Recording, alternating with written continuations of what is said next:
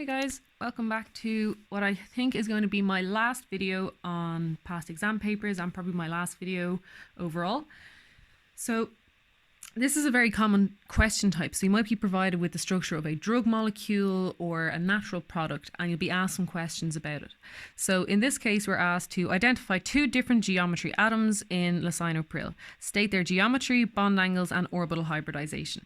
So what you want to look here for is, do you have alkenes, alkynes, you've double bonds and triple bonds basically. And if you do, that means you're going to have things that are sp2 or sp hybridized. So what you want to do is you want to circle the atom you're talking about, like this, and then you would draw an arrow out and you would say the geometry of it. So in this case, because it's a sp2 hybridized carbon, hopefully you shall remember that anything that is sp2 hybridized is going to be trigonal planar. So that's the geometry, so trigonal planar. The bond angles are 120 degrees and the orbital hybridization is sp2. Okay, so then the next one you'd pick basically any quaternary carbon. So you might take this one here and you'll draw an arrow out, and hopefully you'll know that a carbon with 4 different things attached to it is tetrahedral. The bond angles are 109 degrees and the orbital hybridization is sp3. And if, hypothetically, there was an alkyne somewhere in the molecule, you would have linear geometry.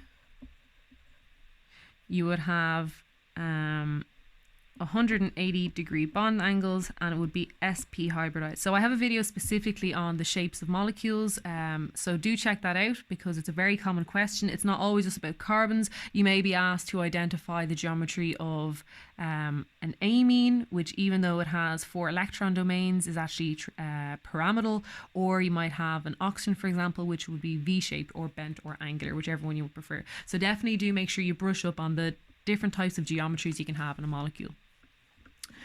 So the next question then is identify and name 3 functional groups in Lisinopril. So what you would want to do again is either circle it or draw out the functional group again. So you have a carboxylic acid,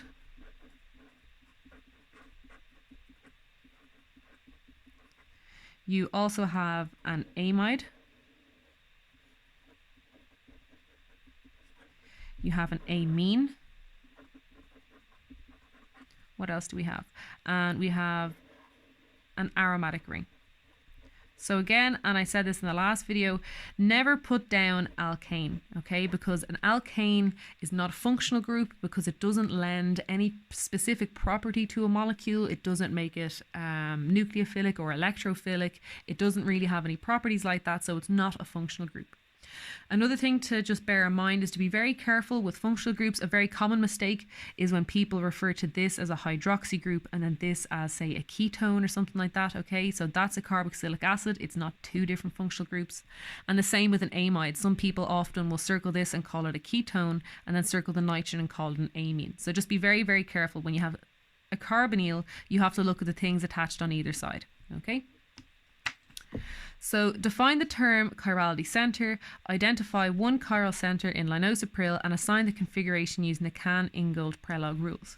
So a chiral center, have I defined it? No, I haven't. So a chiral center is usually a carbon with 4 different groups attached to it. Okay, so that's how I would define a chiral center. Okay, so for this one, again, when it comes to learning definitions or being able to define a term, it's usually a good idea to have a definition that you've learnt off by heart, because you don't want to be sitting in the exam trying to come up with a way to phrase this, okay? Because you'll lose a bit of time doing that. So identify one chiral center in Lisinopril. So the first thing I will usually look for is I will look for any dashes or wedges. So you have a wedge, a dash, and a dash. And it's not a guarantee, but the vast majority of the time, if you see a dash or a wedge, that's going to be a chiral center.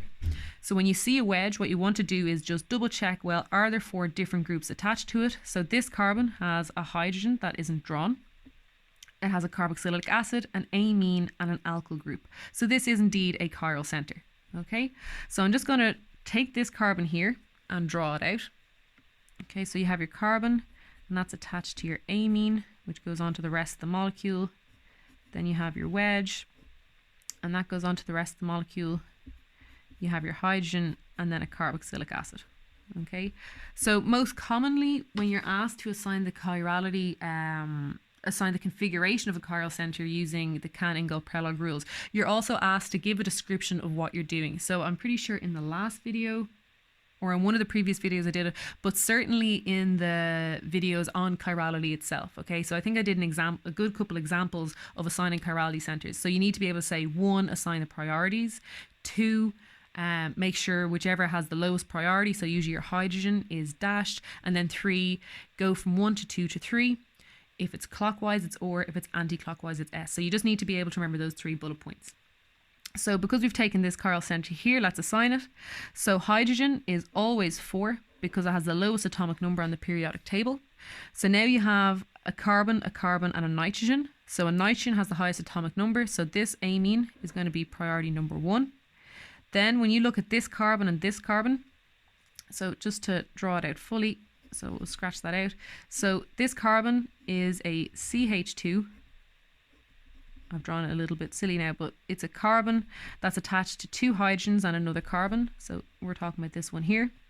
Whereas this carbon has 3 bonds to oxygen. So because this one has bonds to oxygen, it's a higher priority. So that's priority 2, and this carbon is priority 3. So the second rule is to make sure that you have your hydrogen or your lowest priority group dashed. In this case, it already is. So you go then from 1 to 2 to 3. And this is anti-clockwise.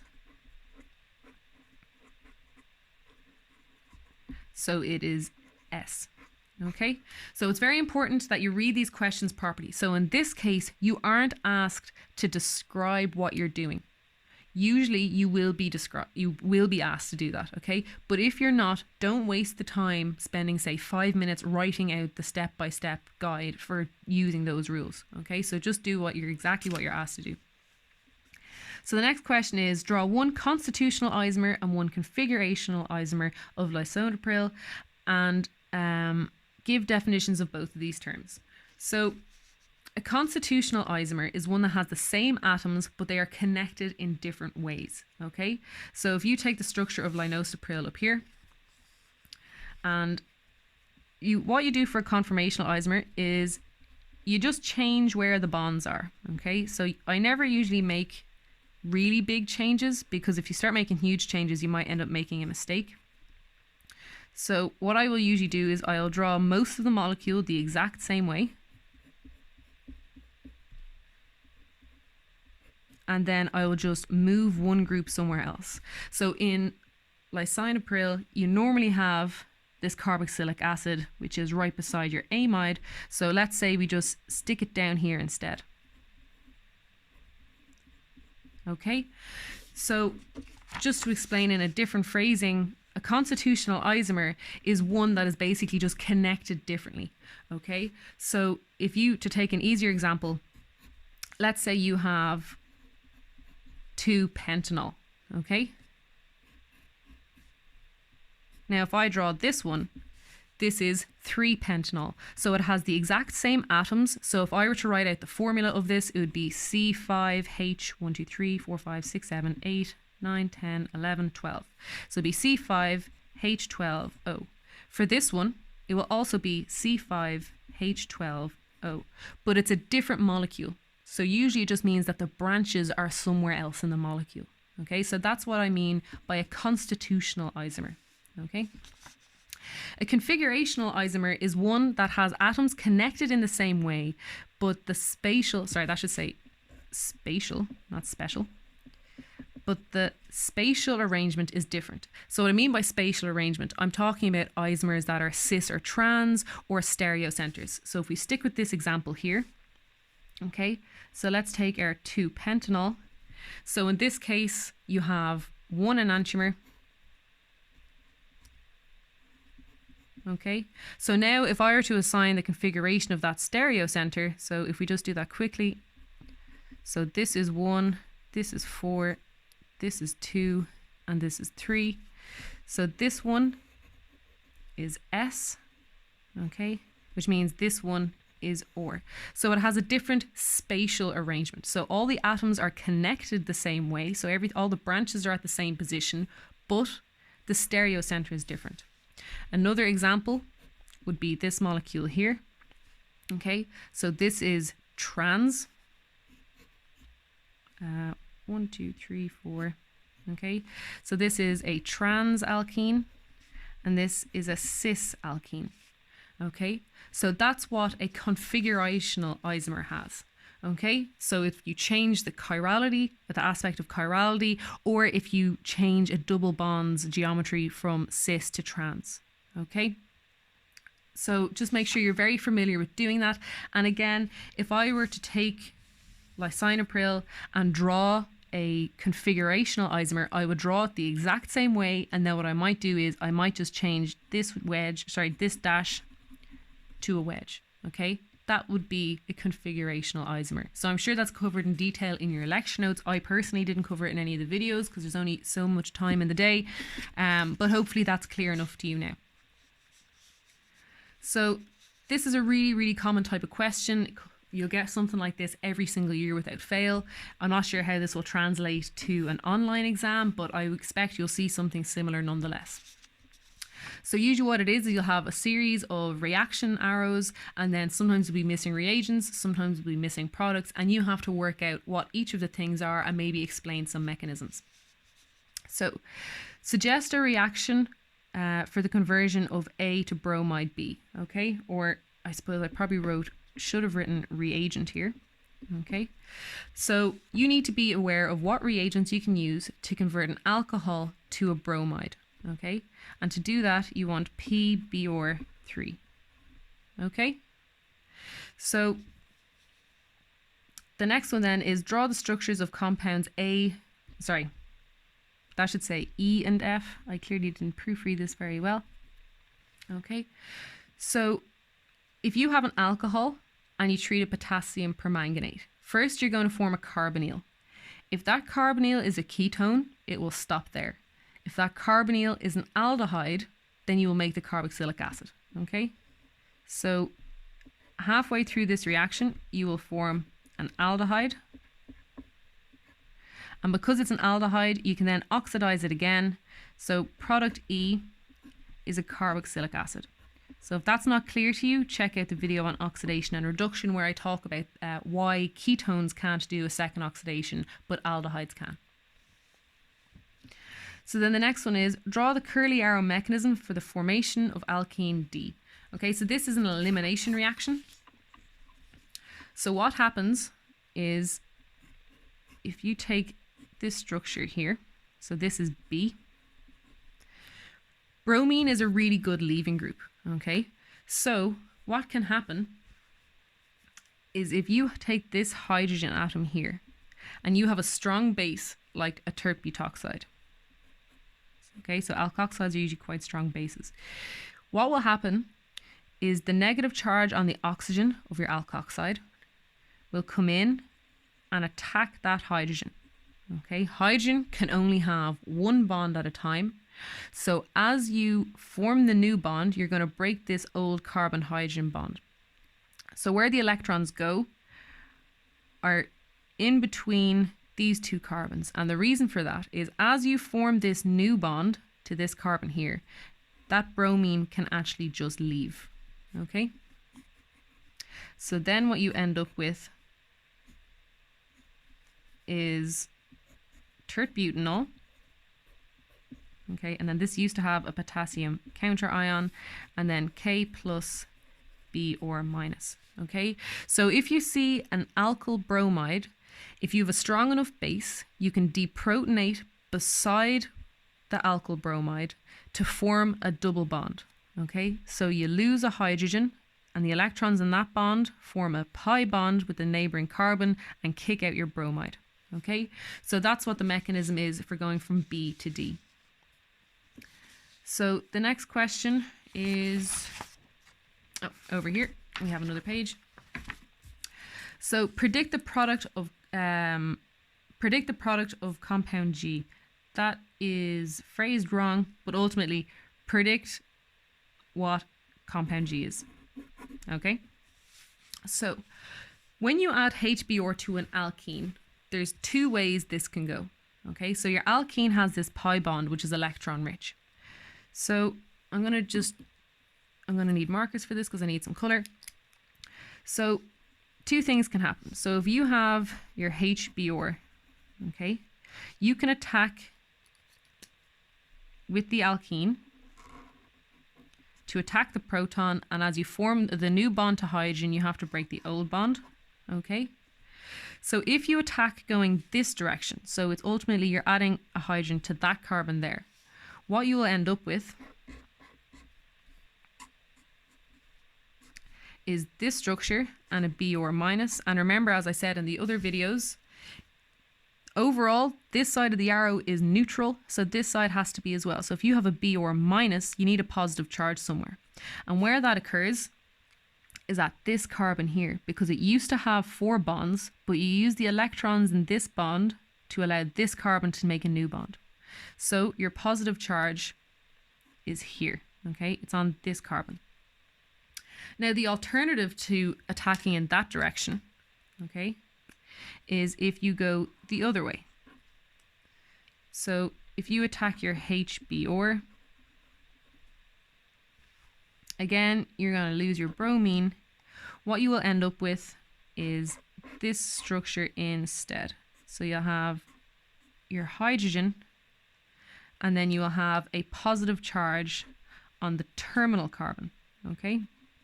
And the reason for that, again, is because this carbon used to have 4 bonds, so it has 2 hydrogens on it, and you took the electrons from the pi bond to attack that hydrogen to make a new bond for this carbon. So, and again, sorry, you have your Br minus. So when you get to this point here, your Br minus will obviously attack that positive charge. So your two possible products then is, if I have enough room, so this is the first one, and then this is your second one, okay? So the question this is asking you, had I phrased it a little bit better, is saying there's 2 possible products that you can form when you're trying to make G. When you react this alkene with HBr, which product do you get? Do you get the red one or do you get the purple one? So the answer is that you're going to form the red one. And the reason for that is because of the fact that you are forming a cation as your intermediate. Whichever one of these cations is more stable is going to form much faster. So if you look at the video on SN1 and SN2 reactions, it's kind of similar in principle. So this carbon here has 2 hydrogens and a carbon attached to it. Okay, hydrogens are not good at all at stabilizing a cation. Okay, they don't help at all. This carbon, however, this carbocation, it has 3 carbons attached to it, and alkanes are actually pretty good at stabilizing a positive charge. So because of that, this positive charge is more stable, and it will therefore form much more quickly. And this is known as Markovnikov's rule. So if you were to draw an energy diagram of the 2 of these, now you wouldn't need to do this because it's a little bit of extra detail, but if you were trying to make sure you get that A+, it might be worthwhile. So if you take the energy diagram from compound D, so if this is compound D at the start and it's nice and stable, it's okay, all right? And then you go by this intermediate here, so you go by the tertiary cation. What will happen is it'll have a relatively low energy barrier and it'll come back down, and then you have G over here, okay? So at this point, this is the transition state.